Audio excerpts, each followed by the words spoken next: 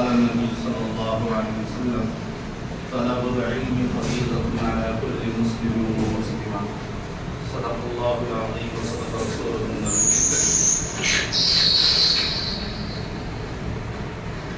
خداوند عالم کا مصطفیٰ رحم کا کرم کا عفو کا عافیت کا درگزری کا ستاری کا انعام کا فضل کا اکرام کا معاملہ ہوا کہ خداوند عالم نے ہم سبوں کو ایک پاک مجلس میں جمع کیا.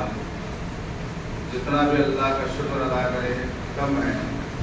ہر وقت اللہ کا شکر ادا کرتے ہیں کہ اللہ تعالیٰ نے ہمیں علم دین حاصل کرنے کی توفیق دی.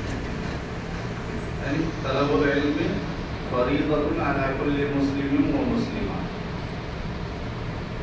طالب علم جب علم کی غرض سے اپنے گھر سے نکلتا ہے تو اللہ تبارک و تعالیٰ کے فرشتے اس کے پاؤں کے نیچے پر بچھاتے ہیں.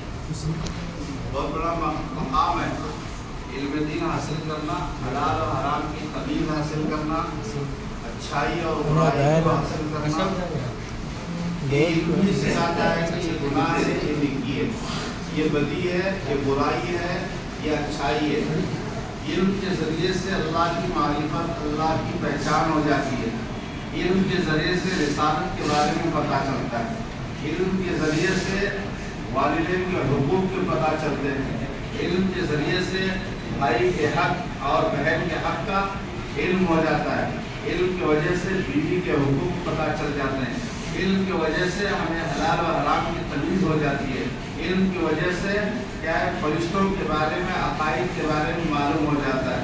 علم کی وجہ سے حلال کیا ہے, علم کی وجہ سے طلاق اور نکاح جیسے مسائل معلوم ہوتے ہیں. علم کے ذریعے سے بہت سی چیزیں ہیں جو ہمیں اللہ تبارک و تعالیٰ اس علم کے ذریعے سے سمجھا ہے. علم کا حاصل کرنا کیا ہے, فرض عین ہے. کتنا علم, حلال و حرام کی تمیز ہو. اللہ نے موقع دیا تمہیں, ہے کہ نہیں؟ موقع دے کہ نہیں؟ اب تک دنیا کا علم حاصل کرو تو اسکول میں پڑھو تو نہیں, کالج میں تیسری ہے, کون چوتھی جماعت میں, کون پانچویں جماعت میں, چھٹی جماعت میں, ساتویں جماعت میں, آٹھویں جماعت میں, ہے کہ نہیں؟ اللہ تم نہ چن لے, کیا کر لے, چن لے. اللہ کے نبی علیہ السلام نے فرمایا خیرکم من تعلم القرآن وعلمہ. تم میں بہترین شخص وہ ہے جو قرآن کو سیکھے اور سکھائے. کیا فرمانے میرے اور آپ کے آقا جناب محمد رسول اللہ صلی اللہ علیہ وسلم کیا فرما رہے ہیں؟ خیرکم, تم میں بہترین, خیرکم من تعلم القرآن وعلمہ, تم میں بہترین شخص وہ ہے جو قرآن کو سیکھے اور دوسروں کو سکھائے.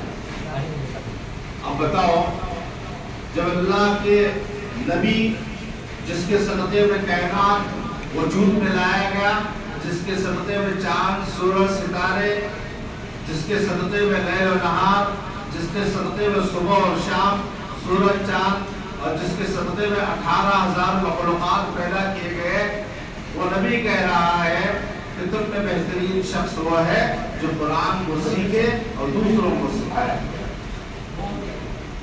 قرآن کو سیکھنا کیا کرنا ہے, قرآن کو سیکھنا. کیسے سیکھنا, اس کا حق ادا کرنا. وَرَتِّلِ الْقُرْآنَ تَرْتِيلًا, ترتیل کے ساتھ سیکھنا. 40 دن تمہارے پاس موقع ہے کہ نہیں؟ 40 دن آئے گی نہیں تمہیں. اب 40 دن میں تمہیں صبح روزانہ 8 بجے آنے لے اور 1 بجے جانے لے. 8 سے لے کر 1 تک تمہارے استاد جو تمہیں پڑھاتا ہے ان کی بات ماننا. پہلی بات کیا کرنا, اپنے استاد کی بات کو ماننا, ادب کرنا. علم 2 طریقے سے حاصل ہوتا, ایک ادب سے, ایک استاد کے پڑھانے سے. ادب سے جو علم حاصل ہوتا ہے موت تک باقی رہتا. کیا کہتا, موت تک. ادب سے تھوڑا ہی علم حاصل ہو جائے تو موت تک اس علم کے ذریعے سے تمہیں نفع اٹھا سکتے ہیں. اگر استاد کی ادب نہیں کرے, ان کی بات نہیں مانے, چاہے تم عالم بنو، حافظ بنو، محدث بنو، مفتی بنو، وقت کے جو ہے شیخ الحدیث بنو، وہ علم سے تمہیں نفع نہیں ہوگا. اس لیے کیا کرنا؟ سب سے پہلے استاد کا ادب کرنا. ادب کیا ہے؟ ان کی بات کو ماننا.